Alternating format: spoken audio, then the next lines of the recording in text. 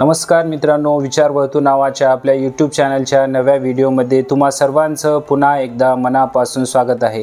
आपल्यापैकी बऱ्याच जणांनी भारतात वेगवेगळ्या ठिकाणी वेगवेगळ्या ठिकाणच्या तीर्थस्थळावर जाऊन देवी देवतांचे दर्शन घेतले असतील, परंतु आज आपण अशा एका मंदिराबद्दल किंवा देवीच्या ठिकाणाबद्दल बोलणार आहोत। ते ठिकाण म्हणजे मातृत्व आणि सृजनतेचे प्रतीक आहे। भक्ती, तंत्र, मंत्र, विद्या यांचा मिलाप असलेले ठिकाण म्हणजे आसाम राज्यातील नीलांचल पर्वतावरील स्थित असलेले कामाख्या देवीचे मंदिर आहे। मित्रांनो, या मंदिराच्या पाठीमागे एक पौराणिक कहाणी आहे। देवादिदेव महादेव व देवी सती यांच्या विवाहाला देवी सतीचे वडील दक्ष राजा यांचा विरोध होता, कारण दक्ष राजा हे देवादिदेव महादेवाला अजिबात पसंत करत नव्हते। परंतु त्यांच्या विरोधाला न जुमानता महादेव व देवी सती यांचा विवाह संपन्न झाला।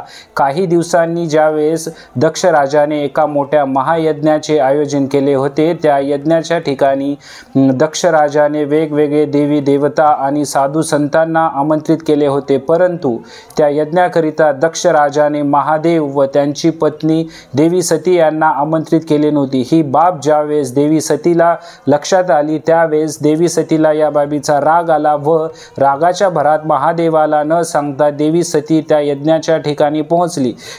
त्या यज्ञाच्या ठिकाणी पोहोचता तिचे वडील दक्ष राजा महादेवाचे अपमान करत असतात आणि टिंगलटवाळी करत असल्याचे तिच्या लक्षात येते।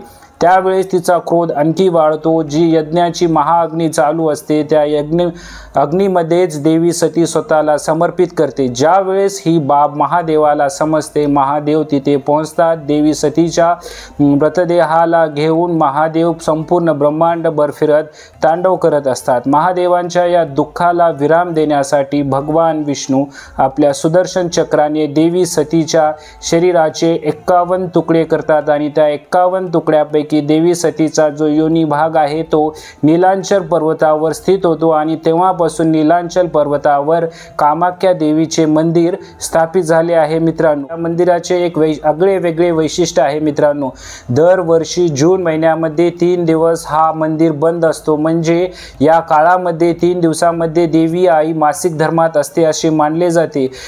हे जे मंदिर आहे ब्रह्मपुत्रा नदीच्या काठी आहे। त्या मंदिराच्या काठी असलेली ब्रह्मपुत्रा नदी तिच्या आजूबाजूच्या परिसरातील जेवढेही पाण्याचे स्रोत आहेत, तेथील पाणी हे लालसर रंगाचे होते। हे पाणी लाल का होते हे आतापर्यंत वैज्ञानिकांना समजले नाही। मित्रांनो, ही देवी आईची एक चमत्कारिकताच म्हणावे लागेल मित्रांनो। आणि या काळामध्ये 3 दिवसाच्या काळामध्ये तेथे एक अंबुबाची नावाची यात्रा भरते। आपण मंदिरात ज्यावेळेस जातो ना, तेथे वेगवेगळ्या मंदिरात आपल्याला प्रसाद म्हणून काय दिले जाते, लाडू, चिवडा वगैरे असे वेगवेगळे प्रसाद असतात मित्रांनो। परंतु या मंदिरामध्ये प्रसाद म्हणून अंबुबाची वस्त्र दिले जाते, जे वस्त्र की अत्यंत पवित्र वस्त्र म्हणून मानले जाते। मित्रांनो, हे जे मंदिर आहे तंत्र, मंत्र, विद्या आणि अघोरी साधू लोकांचे ठिकाण म्हणून गणले जाते। मित्रांनो, या मंदिराच्या ठिकाणी दर्शन घेण्यासाठी देश विदेशातून वेगवेगळे भक्तगण येत असतात आणि भक्तगणांची इच्छापूर्ती करणारे मंदिर म्हणून या ठिकाणाला ओळखले जाते। मित्रांनो, या मंदिराचे एक वैशिष्ट्य म्हणले तर आपण वेगवेगळ्या मंदिरात ज्यावेळेस जातो ना, त्या मंदिरामध्ये आपल्याला एखाद्या मूर्ती किंवा प्रतिमा पाहायला मिळते। त्या प्रतिमेची मूर्तीचे आपण दर्शन घेत असतो, परंतु या मंदिरामध्ये देवी आईच्या योनी भागाचे पूजन केले जाते। मित्रांनो, ते अशी ही कामाख्या देवीच्या मंदिराची कहाणी तुम्हाला कशी वाटली मित्रांनो? अशाच भक्तीपर आणि कहाणीयुक्त व्हिडिओंकरिता या चॅनलला सबस्क्राईब, व्हिडिओला लाईक आणि शेअर करायला विसरू नका मित्रांनो।